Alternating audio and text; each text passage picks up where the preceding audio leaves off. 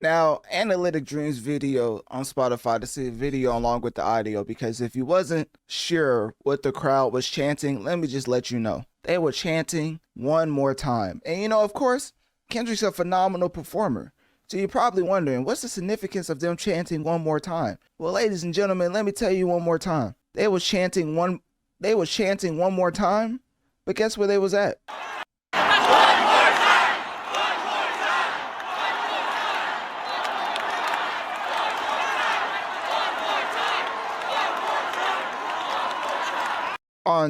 Ontario, and more specifically Toronto, Ontario. So with that being said, safe to say, this is just egregious levels of hate that I can only aspire to get to. Because as far as going to an artist's hometown and performing in a sold, packed out stadium, do y'all not know the tickets started at $175? Of course, you know, it went on a little discount. You know what I'm saying? I got to keep it 8 more than 92. It did go on a discount. State of hip hop, like, what's going on? Because in general, usually the tickets was way more expensive. But for the Toronto show, I don't know why they went on a discount, but they did, right? So anyways, it started at 175, went to 126, of course, went to 117. And then some tickets were 124. But usually the tickets for the SZA and Kendrick show were up to $400 to $500 a pop. And I think only for the like floor seats or whatever, it was around $400 for Toronto. But it went on discount. But you know, that's besides the point. This man and SZA, I don't know why SZA's not getting credit. I mean, I put up a clip on my social media and people was saying like, I don't know why SZA's not getting credit. Like everybody's acting like, oh, Kendrick's out here breaking all these records as far as the stadium tour. SZA's bringing out a lot of people to the point where people forget that she currently has the more popular album out of the two as far as Kendrick and Drake. SZA's SOS album is currently the 4th most played album in the world. GNX is the 7th most played album in the world. Drake's Some Sexy Songs for You is the 9th most played album in the world. So when we get to analytics and speaking objectively, SZA technically is a bigger artist than Kendrick and Drake currently with her album and singles being combined. Because what is Kendrick's most popular single currently? Luther, who's also on that track, SZA. And of course, when it comes to other tracks, Kendrick in totality outstreams SZA. But I'm just talking about what's his best performing track. Because Not Like Us did not get taken off DSPs. I know it may seem like Not Like Us fell off the charts. I don't know if you forgot to re-up with the bots. I don't know what it is. But you're not telling me that Not Like Us is just completely off of the charts. Like, how in the world does that happen? Like, if you look at the charts, right? Luther is his most popular track, being the 4th most played track in the world. 30 for 30 is the 28th most played track in the world. TV Off is the 40th most played track in the world. And then you have Squabble Up, which is the 47th most played track in the world. And then Pickaboo, which is the 67th most played track in the world. All of these tracks have been on the charts for at least 20 to 25 weeks. So, well, specifically, it's been 28 weeks. Phenomenal accomplishment. Definitely classics from a specific album. But you're not telling, well, besides Luther, you're not telling me those other 4 tracks are more popular than Not Like Us. Why is Not Like Us completely off of the charts? Can I get an answer? Like, at some point, you just look at objective metrics, you point something out, and then K-Bot say you're hating. Like, if I bring up the chart, hold up, because actually, I'm not going to show my source. But y'all know that as far as Billboard and chart data, specifically, they show the charts. Y'all find Not Like Us in the year of 2025, June 13th, and I will eat my words and say I was incorrect. But I looked at this chart, and I'm like, Not Like Us, where is it? Hold on, let me show y'all this screenshot, right? Because y'all gonna think I'm just making this up. So, here we go. All right, so here's the charts right here, right? So this is the Billboard charts. I typed in Not Like Us, 0 for 0. You know what that means? Basically, for the tech nerds out there, that means you type in a specific phrase and it's supposed to pop up.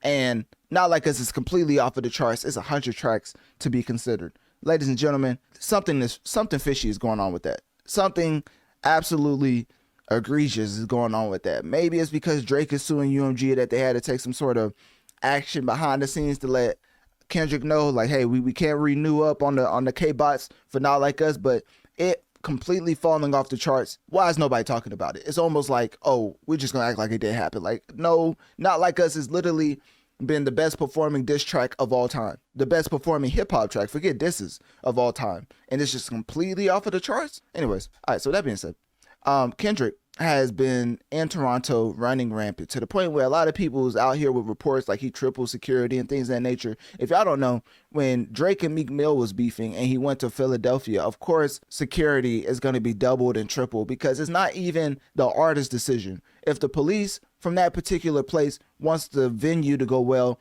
you think they want shootouts in their venue? There's a reason why they want to treat these artists in a certain light because they bring a certain number of a certain dollar amount into that venue. So they want to make sure they have the safest experience possible. I don't think Size 7, White Tank Top is out here calling at the police authorities in Toronto, in Ontario, Toronto. I think I'm supposed to flip that, but y'all get the point. Calling Ontario authorities and saying, hey, I think I need triple the amount of security that you usually give artists. I don't think he's calling and saying that. I think Ontario probably realizes that if Kendrick Lamar if he's in a stadium and he's gonna sell out the stadium with SZA, which he did, and it's back-to-back nights. So if you actually want to go to the concert, you can still do that.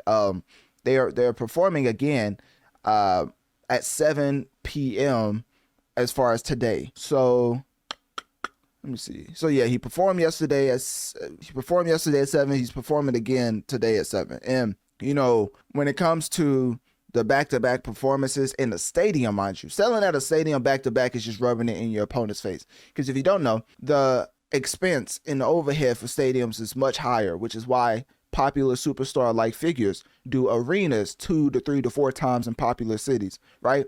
Because it's easier to manage as far as the overhead and expenses. And you probably ask, well, how you know this? If you study the game enough, listen to Steve Stout, listen to Larry Jackson, you'll come to figure out why it's so expensive. But anyways, a stadium, they usually only do once because of the overhead and the amount of staffing you need.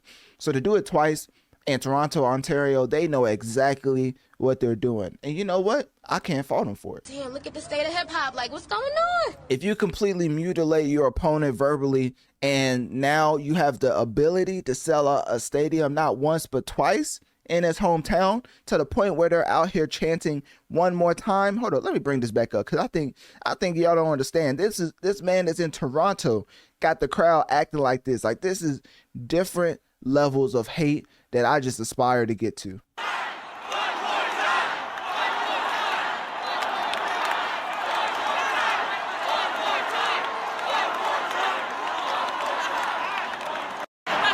This is Ontario. This is where Drake lies his head.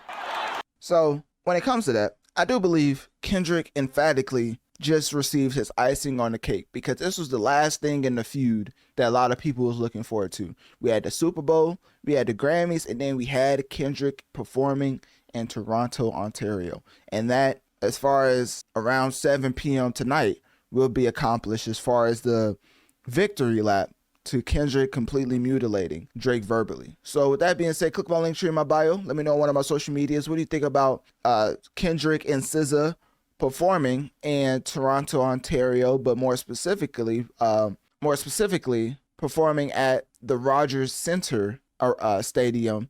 And will you be trying to get a ticket for the last show in Toronto for Kendrick as far as later tonight at 7 p.m.?